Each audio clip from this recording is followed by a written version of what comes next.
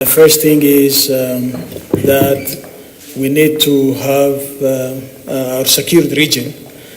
So we have to fight extremism and terrorism together.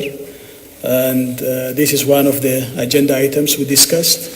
And in this regard, the federal government of Somalia and its National Defense Force has to be strengthened. And that calls a strong federal government with, the chief commander as the president leading the whole security issues in Somalia. So I think the sole responsibility is that of the federal government of Somalia, but we, the regional countries, can support this initiative. So in this regard, Ethiopia is keen to work very closely with the federal government of Somalia in fighting terrorism and extremism, and specifically Al-Shabaab and its stooges. We also discussed on cooperation in other security sectors, because this is one people in two countries, so we need to secure our people.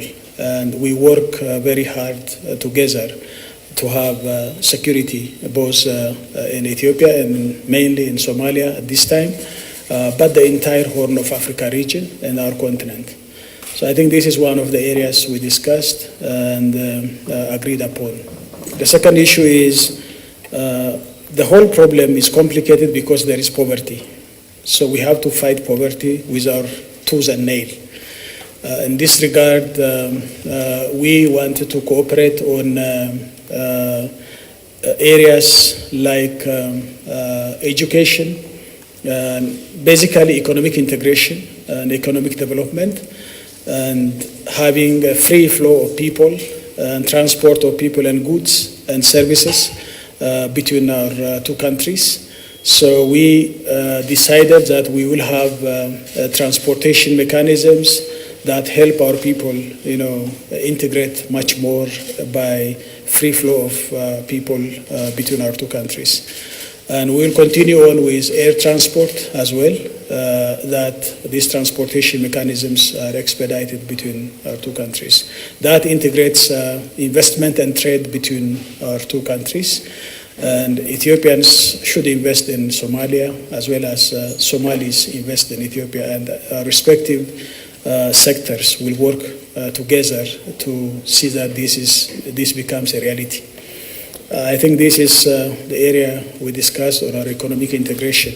Beyond Ethiopia and Somalia, we also discussed economic community of the Horn of Africa, where we, the same people, should have more close economic integration. I think this is one of the areas we discussed. Beyond that, there is humanitarian issue that has to be addressed. And not only between ourselves, but the international community has to engage in humanitarian aspect in Somalia at this time, even though both Ethiopia and Somalia are very much affected by the current drought. I think Ethiopia is in a better position to handle this problem, but Somalia needs huge support.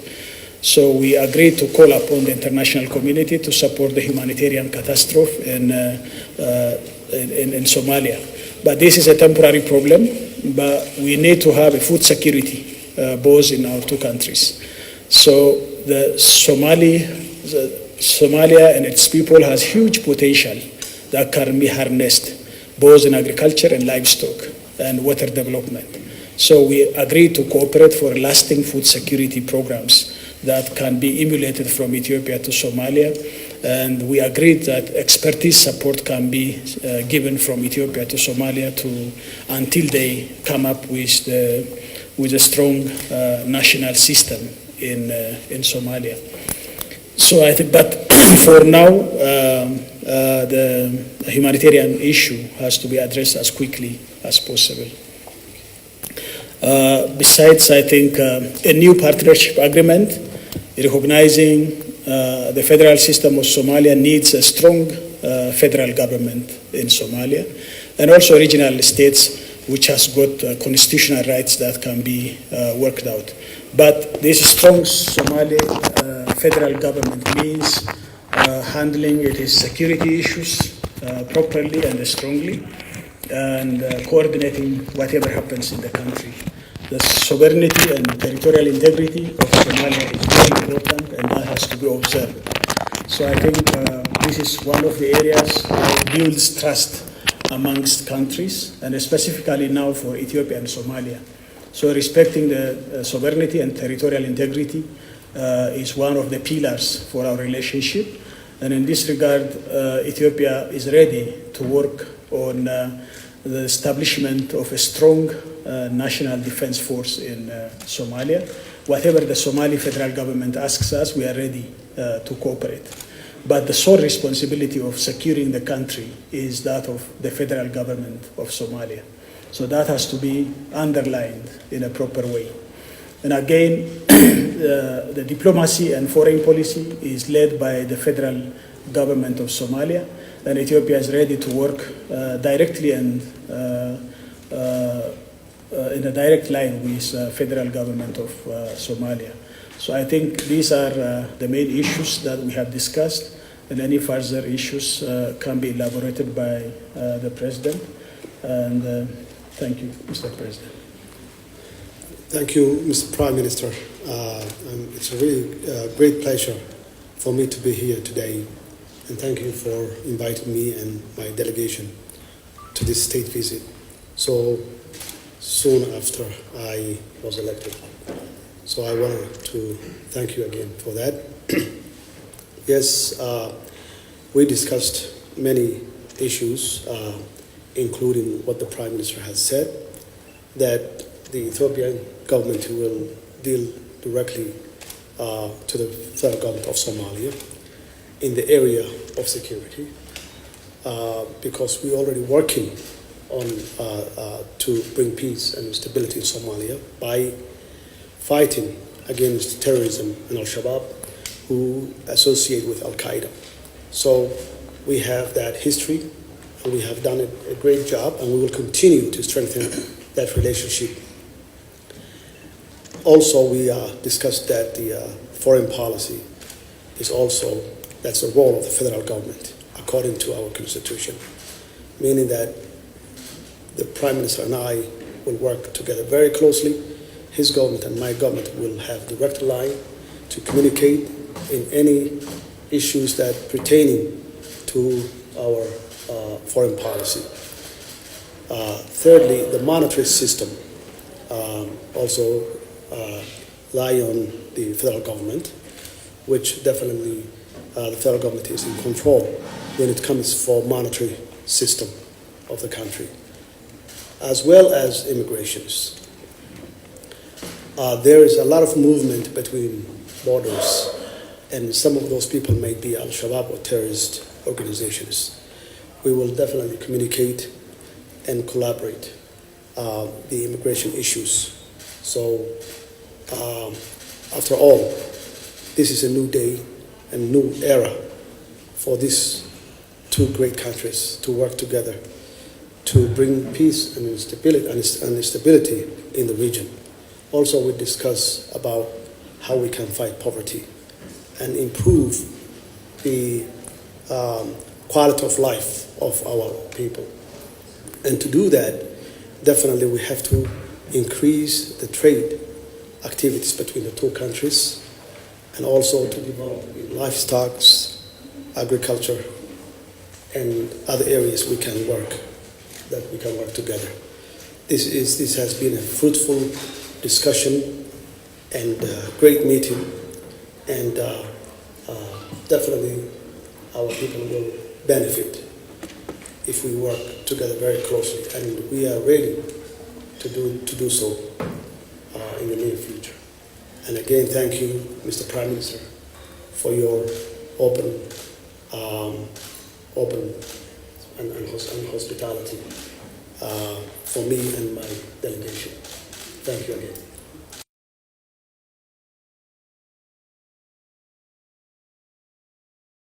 And their aim is to establish a base or safe haven in which they can organize themselves and launch attack from Somalia to other countries, including our neighboring countries. We have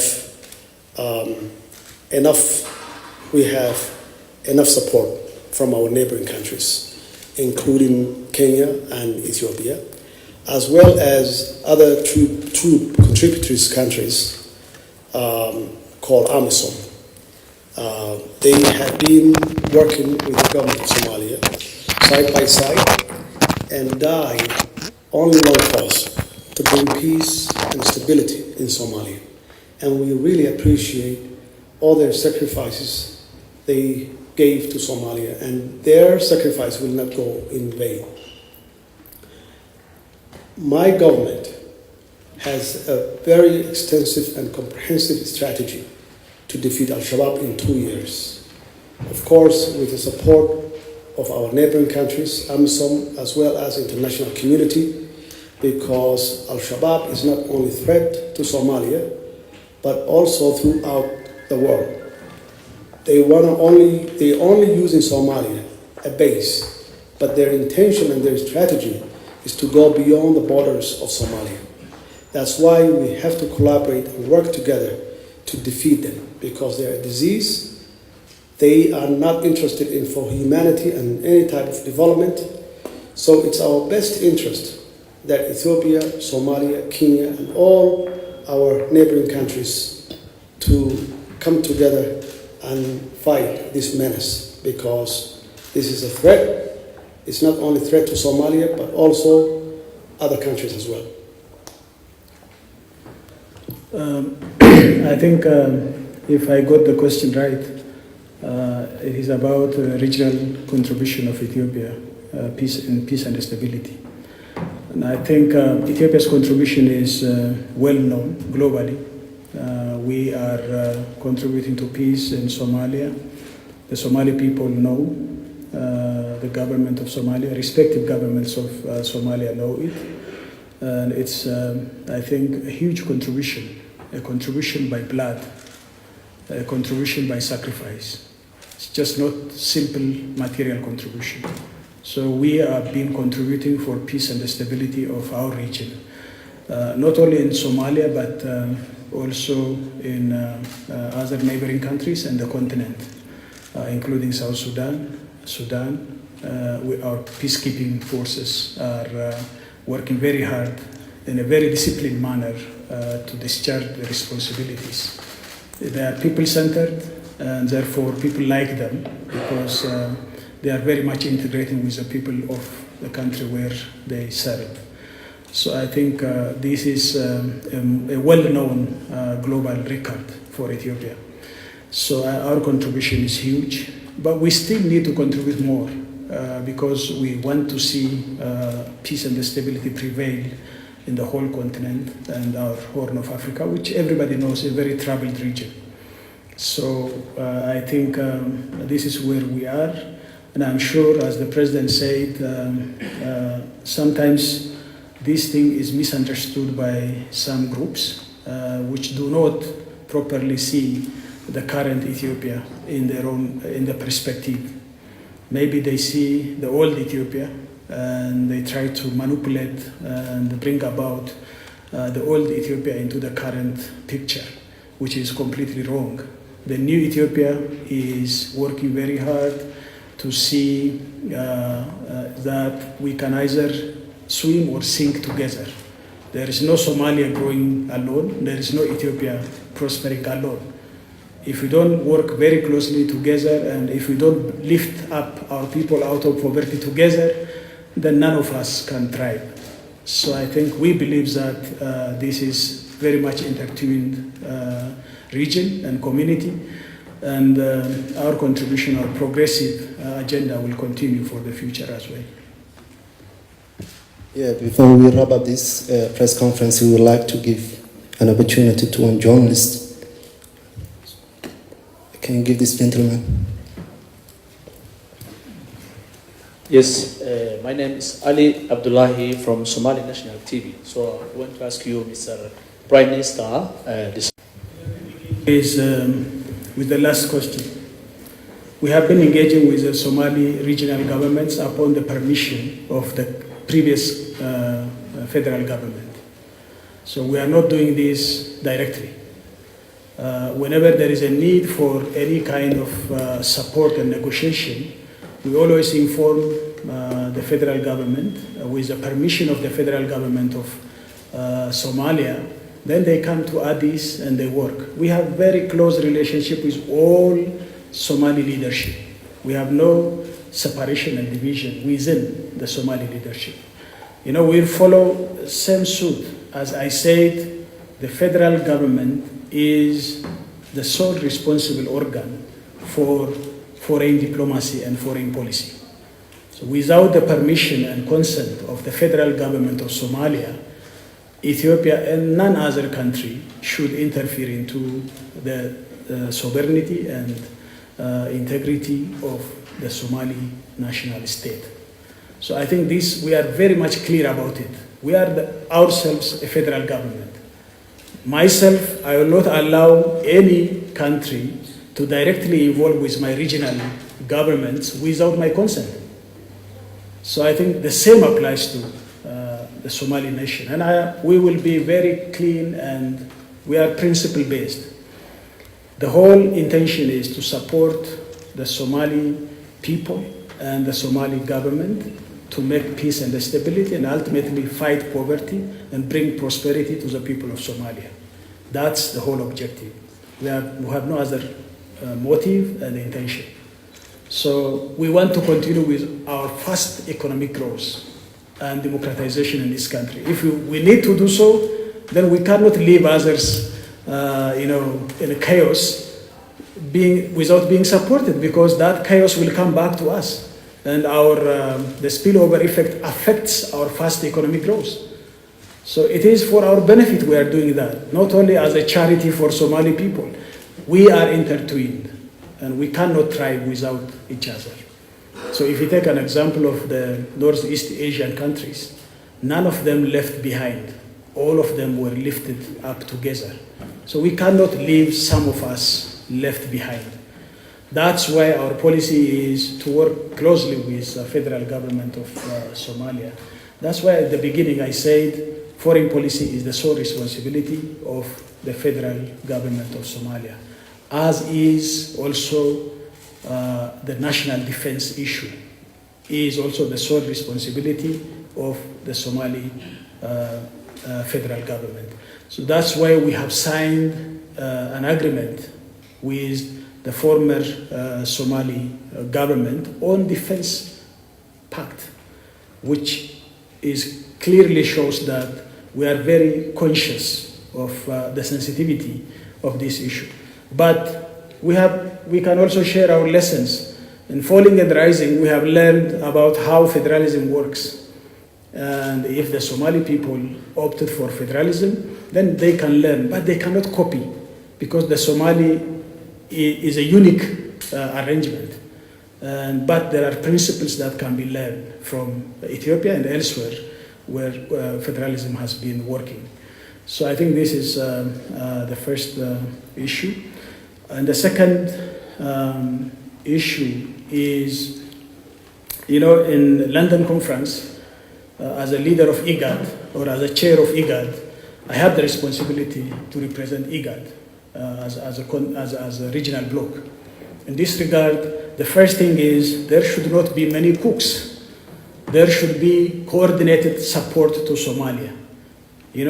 Until now, the support of the international community to Somalia has not been as successful as it is, because there are a number of hands getting in there without being coordinated. So this is an opportunity for all the international communities acting together, speaking with one voice for a coordinated support to the Somali government and its people. So I think that's the first thing that we have to achieve. The second thing is Somalia needs peace and stability, and of course there is contribution by the international community, but there should be a prescribed period of time where Al-Shabaab should be eliminated and the Somali Defense National Force be established. So I think this is the first agenda item that should be discussed and agreed upon. The second issue is recovering and reconstructing Somalia. Somalis themselves are not able to do so by themselves at this time. They need support. major countries, even Europeans, after being destroyed, being supported by other Western countries to take off. This is high time for Somalia to be supported, like the Marshall Plan. That has to be there for Somalia to take off. This is high time. And the third issue is humanitarian aspect. You know, now there is humanitarian catastrophe in Somalia, and we believe that this is, even though it's a temporary problem, as I said, but should be supported as quickly as possible. So I think these are the three major issues, but the partnership issue, lastly, is very important, and we should have a coordinated partnership being demonstrated.